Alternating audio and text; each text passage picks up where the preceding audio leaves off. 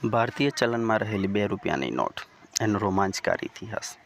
આજે આપણે જાણીશું કે ઈસવીસન 19મી સદીમાં 1861ના એક પેપર કરન્સી એક્ટ અનુસાર ભારતમાં કાગદી નાણું એટલે કે કાગળની નોટોનું શરૂઆત થઈ. જોવા જઈએ તો કે ₹2ની નોટનું ભારતની અંદર કેવી રીતે શરૂઆત થઈ, તો તેના પાછળનું મહત્ત્વનું કારણ એ છે કે ભારતીય ચલણમાં ₹1 અને ₹5ની નોટ અગાઉથી જ હતી, પરંતુ તેના મધ્યસ્થી તરીકે જે નોટ અમલમાં મૂકવામાં આવી તે જ નોટ એટલે કે ₹2ની નોટ. અને જો આ ₹2ની નોટનો રોમાંચકારી ઇતિહાસ જાણવા માટે તમે માંગતા હો તો અમારી ચેનલને લાઇક ના કરી હોય તો લાઇક કરો. અમારી ચેનલ પર તમે નવા હો તો અમારી ચેનલને શેર કરો અને સબસ્ક્રાઈબ કરો. આજે આપણે જાણીશું કે સૌપ્રથમ ₹2ની નોટ 3 માર્ચ 1943ના રોજ બહાર મૂકવામાં આવી હતી, જેમાં ટોચમાં RBI લખેલું હતું અને આ નોટ ઉપર ઇંગ્લેન્ડના રાજા કિંગ જ્યોર્જ છઠ્ઠાની પ્રતિકૃતિ એટલે કે ચિત્ર હતું. અને આ નોટમાં RBI રિઝર્વ બેંક ઓફ ઇન્ડિયાના ગવર્નરની સહી હતી અને ડાબી બાજુની અંદર 8 ભાષામાં લખેલું હતું, તેમજ જમણી બાજુએ વોટરમાર્ક હતો. ત્યાર પછી જોવા જઈએ તો કે આ જ નોટ ચલણમાં અમલમાં હતી, પરંતુ 15 ઓગસ્ટ 1947માં ભારત સ્વતંત્ર થયો. ત્યાર પછી 27 ઓક્ટોબર 1957 સુધી જૂની નોટ ચલણમાંથી રદ કરવામાં આવી અને તેના સ્થાને નવી નોટ બહાર પાડવામાં આવી, જેમાં કિંગ જ્યોર્જ છઠ્ઠાના ચિત્રના સ્થાને સ્વતંત્ર ભારતમાં અશોક સ્તંભનું ચિહ્ન અંકિત કરવામાં આવ્યું. પાછળના ભાગમાં બંગાળી વાઘ એટલે કે રોયલ બેંગાલ ટાઈગર તરીકે ઓળખાતા વાઘનું ચિત્ર અંકિત થયું.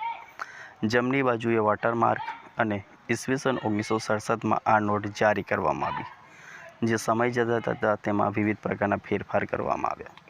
ઉપરના ડાબા અને જમણા ખૂણે હિન્દી અંકના સ્થાને અંગ્રેજી અંક બદલવામાં આવ્યા.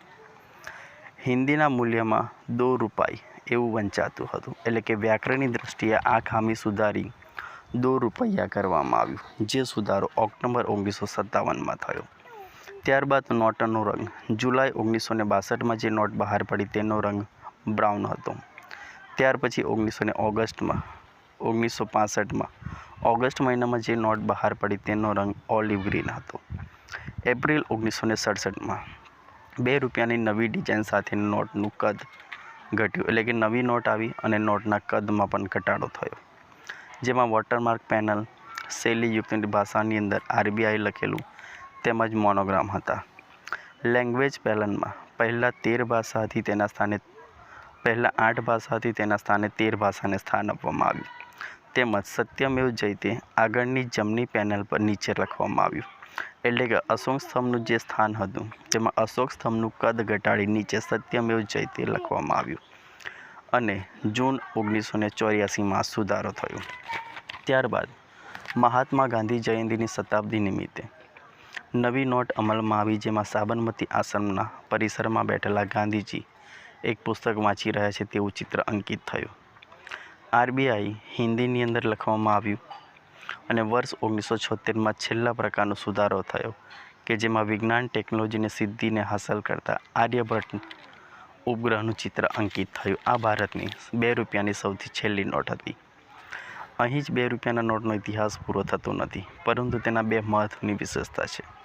કિંગ જ્યોર્જ નું ચિત્ર સાથેની ₹2ની નોટ અંકિત થયેલી દેશ આઝાદ થયા પછી પાકિસ્તાન પણ તેનો ઉપયોગ કરતો હતો, જેમાં વોટરમાર્ક પેનલમાં હુકુમતે પાકિસ્તાન પ્રિન્ટ થયેલું હતું. જમ્મુ કાશ્મીરના રાજા પણ તે વખતે ₹2ની નોટનો ઉપયોગ કરતા હતા, એટલે કે તેમની છપાયેલી નોટમાં શ્રીકર કિલી મારું જમ્મુન લખેલું હતું. તેની વિશેષતા હતી કે તે હિન્દુ કેલેન્ડર અને વિક્રમ સંવતના મહિનામાં તારીખ પણ દર્શાવેલી હતી. ત્યારબાદ અહીં ₹2નો રોમાંચકારી નોટનો ઇતિહાસ પૂરો થાય છે અને અહીંથી જ ઈસવીસન 1992માં ₹2નો નવો સિક્કો અમલમાં આવે છે કે જે વિવિધ પ્રકારના સ્મારક સિક્કા તરીકે અસ્તિત્વ ધરાવે છે.